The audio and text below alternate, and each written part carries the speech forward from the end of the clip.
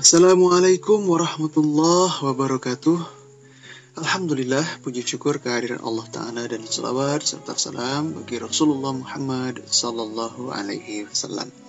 Senang sekali bisa menjumpai sahabat kampus semua dalam keadaan sehat dan dalam lindungan Allah Ta'ala. Selamat datang di video pembelajaran Advokasi Ekonomi Syariah untuk materi yang keempat, yakni asas itikat baik dalam penyelesaian sengketa. Sahabat kampus semuanya, asas itikat baik sejatinya telah dikenal dalam peraturan perundang-undangan. Ia dapat ditemukan di dalam Kitab Undang-Undang Hukum Perdata atau KUH Perdata, dan keberadaannya tetap eksis di samping 3 asas penting lainnya, yaitu asas kebebasan berkontrak, asas pacta sunt servanda, asas konsensualisme. Khusus mengenai asas itikat baik, ia merupakan prinsip utama yang wajib ada di dalam aktivitas bisnis, termasuk juga di dalam bidang hukum. Nah, ada beberapa asas di dalam kontrak yang sering kita dengarkan atau yang sering kita temukan. Ada 4 macam yang paling sering muncul, yaitu asas kebebasan berkontrak, konsensualisme, pacta sunt servanda, dan asas itikat baik. Asas kebebasan berkontrak menyatakan bahwa para pihak bebas membuat kontrak dan mengatur sendiri isi kontraknya sepanjang memenuhi ketentuan sebagai berikut. Yang pertama, cukup syarat sebagai kontrak. Yang kedua, tidak dilarang oleh undang-undang atau tidak bertentangan dengan hukum. Yang ketiga, sesuai dengan kebiasaan yang berlaku, keumuman yang diterima oleh masyarakat. Dan yang keempat, kontrak itu dilaksanakan dengan itikat yang baik. Kemudian ada asas pacta sunt servanda. Asas ini menyatakan bahwa perjanjian yang sudah disepakati berlaku sebagai undang-undang bagi para pembuatnya. Jadi para pihak yang sudah menyepakati sebuah perjanjian, maka klausul perjanjian itu atau isi perjanjian itu berlaku mengikat selayaknya undang-undang bagi para pihak yang membuatnya. Ini asas pacta sunt servanda. Kemudian ada asas konsensualisme. Asas ini menyatakan bahwa suatu kontrak sudah sah dan mengikat ketika tercapai kata sepakat dan mempunyai akibat hukum. Sehingga mulai saat itu juga sudah timbul hak dan kewajiban di antara para pihak. Ini pasal 1320 dan 1338 Kitab Undang-Undang Hukum Perdata. Selanjutnya ada asas itikat baik. Ini akan kita kaji nanti. Asas itikat baik menyatakan bahwa suatu perjanjian yang dibuat haruslah dilaksanakan dengan mengindahkan norma-norma kepatutan dan kesusilaan. Artinya, perjanjian harus dilaksanakan sebagaimana mestinya, tanpa merugikan salah satu pihak. Ini merupakan asas itikat baik. Selain keempat asas tadi, sahabat juga tentu pernah mempelajari asas-asas tentang kontrak, terutama di bidang kontrak konvensional. Ada asas kepercayaan, ada asas kekuatan mengikat, asas persamaan hukum, asas keseimbangan, asas kepastian hukum, asas moral, asas kepatutan. Ini merupakan asas-asas yang ada dalam kontrak konvensional. Nanti silakan pelajari kembali mata kuliah hukum perdata yang membahas tentang hukum perjanjian di dalamnya. Kemudian selain kontrak konvensional, ada pula kontrak syariah. Kontrak syariah ini memiliki asas juga. Ada asas al-hurriyah, kebebasan berkontrak. Kemudian al-musawah, persamaan, kesetaraan antara para pihak. Kemudian al-adalah, keadilan, harus bertujuan untuk mencapai keadilan. Kemudian ar-ridha, ada kerelaan atau keridhaan masing-masing pihak untuk bertransaksi atau berakad. Kemudian ada al-sidq, kejujuran dan kebenaran. Nah, untuk asas itikat baik dalam kontrak syariah masuk atau termaktub dalam as-sidq, Dan yang terakhir ada al-kitabah, yaitu tertulis. Jadi dalam kontrak syariah disyaratkan untuk dituliskan, dituliskan dalam bentuk naskah seperti itu. Jadi itu asas yang penting. Jadi ada 6 asas dalam kontrak syariah. Nah, selain perjanjian, sedikit kita singgung ada asas-asas yang berlaku dalam peradilan agama untuk menyelesaikan sengketa ekonomi syariah. Ada beberapa. Nanti lebih lengkap bisa dikaji di dalam pertemuan ke-9 dan ke-10 atau video ke-9 ke-10. Insya Allah kita akan membahas tentang kewenangan pengadilan agama dalam menangani sengketa ekonomi syariah.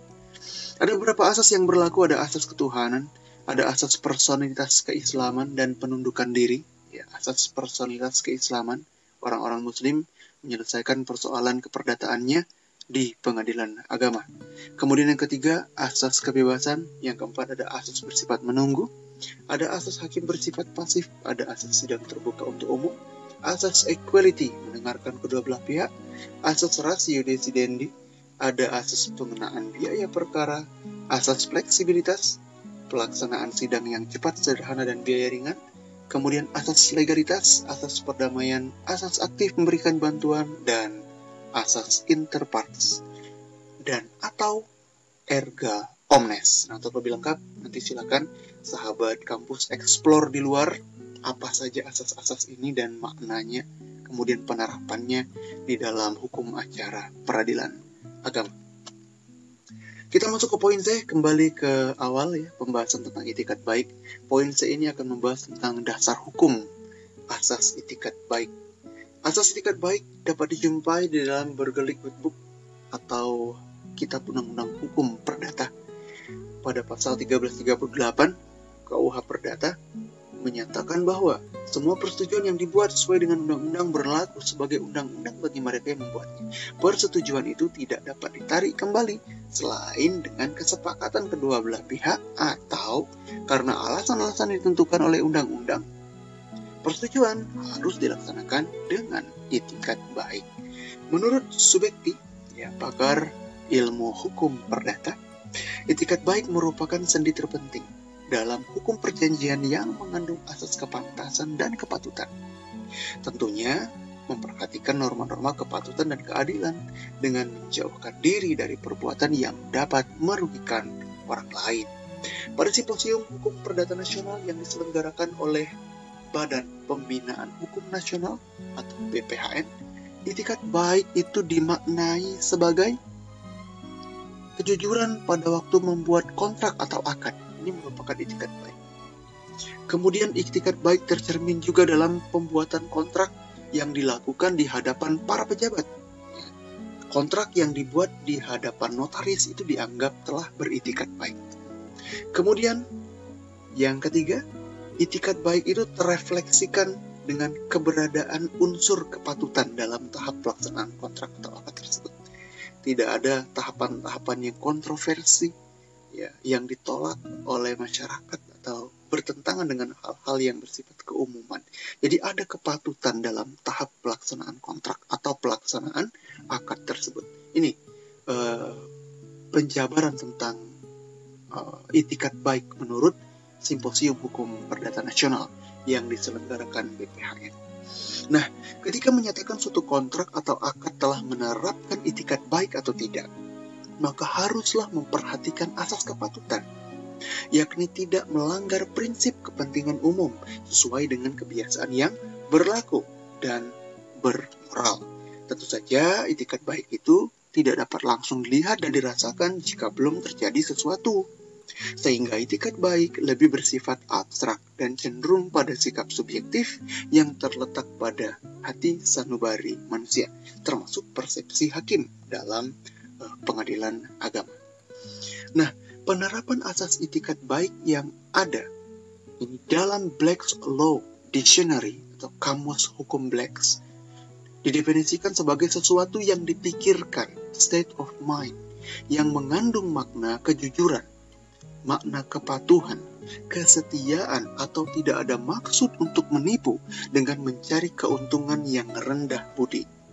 Unconscionable advantage. Jadi tidak ada unsur-unsur mencari keuntungan dengan cara-cara yang rendah, dengan cara-cara yang kotor, dengan cara-cara yang tidak layak atau tidak pantas. Ini definisi dari asas itikat baik menurut Black's Law Dictionary. Nah, unsur itikat baik bukan merupakan syarat sah suatu kontrak atau akad sebagaimana disebutkan dalam pasal 1320 BW. Namun demikian, unsur itikat baik hanya disyaratkan dalam hal pelaksanaan, bukan pada pembuatan suatu kontrak. Karena syarat sah perjanjian itu kan ada 4. Ada cakap, ya, ada kata sepakat, ada hal tertentu atau objek, dan ada kausa halal. Nah, dikatakan demikian karena unsur itikat baik dalam pembuatannya sudah dapat dicakup oleh unsur kausa yang legal atau halal, yang menjadi bagian dari syarat objektif sebuah perjanjian. Jadi, ada kausa halal. Nah, itikat baik itu ada di dalam syarat kausa halal, ya. Syarat objektif dalam perjanjian. Hubungan hukum yang dibangun antara para pihak haruslah memperhatikan norma-norma kepatutan dan keadilan dengan menjauhkan diri dari perbuatan yang mungkin menimbulkan kerugian pihak lain, merugikan kepentingan umum, dan bertentangan dengan kebiasaan. Pasal 1339 KUH Perdata menyatakan bahwa suatu kontrak tidak hanya mengikat dari isi kontrak semata, tetapi juga mengikat hal-hal kebiasaan, seperti menafsirkan kata-kata dalam kontrak atau akad dengan kebiasaan yang berlaku. Nah, misalnya, suatu kontrak jual beli satu rim kertas yang sebenarnya berjumlah 500 lembar, tetapi kenyataannya hanya berisi 495 lembar. Hal tersebut belum cukup dikategorikan sebagai sebuah prestasi, sebab menurut kebiasaan perdagangan, keumuman dalam dunia perdagangan, kekurangan tersebut dapat ditolerir, dan ini sering terjadi. Jadi belum cukup untuk dikatakan poin prestasi. Ini merupakan interpretasi dari kebiasaan yang berlaku, ya. Menafsirkan kata-kata dalam kontrak atau akad dengan kebiasaan yang berlaku. Baik, kita sudah di penghujung video keempat ini. Ada beberapa kesimpulan yang bisa dipetik dari video ini. Yang pertama, itikat baik merupakan prinsip utama yang wajib ada di dalam aktivitas bisnis dan di dalam bidang hukum, di samping asas-asas yang sudah ada. Ya, salah satunya asas itikat baik. Ini prinsip sekali. Kemudian dasar hukum asas itikat baik ada di dalam pasal 1338 BW atau KUH Perdata. Kemudian yang ketiga, itikat baik dapat diwujudkan dalam bentuk kejujuran pada waktu membuat kontrak atau akad, pembuatan kontrak di hadapan para pejabat atau pembuatan kontrak dilakukan di hadapan para pejabat itu termasuk dalam bentuk itikat baik, dan adanya kepatutan dalam tahap pelaksanaan kontrak atau akad tersebut. Dan yang keempat, suatu kontrak atau akad harus memperhatikan asas kepatutan agar asas itikat baik dapat diterapkan, yakni tidak melanggar prinsip kepentingan umum sesuai dengan kebiasaan yang berlaku dan bermoral. Dan yang terakhir kesimpulannya adalah hubungan hukum yang dibangun antara para pihak haruslah memperhatikan norma-norma kepatutan di dalam masyarakat, di dalam berkontrak, dan unsur-unsur keadilan. Nah, inilah kesimpulan pada video kali ini. Mudah-mudahan apa yang disampaikan memberikan manfaat yang luas bagi sahabat kampus semuanya. Silakan explore di lain kesempatan. Ya, sangat banyak hal yang bisa dikembangkan dari video ini. Insya Allah kita berjumpa lagi pada video berikutnya. Mohon maaf atas segala keterbatasannya. See you. Wabillahi taufiq wal hidayah. Assalamualaikum warahmatullahi wabarakatuh.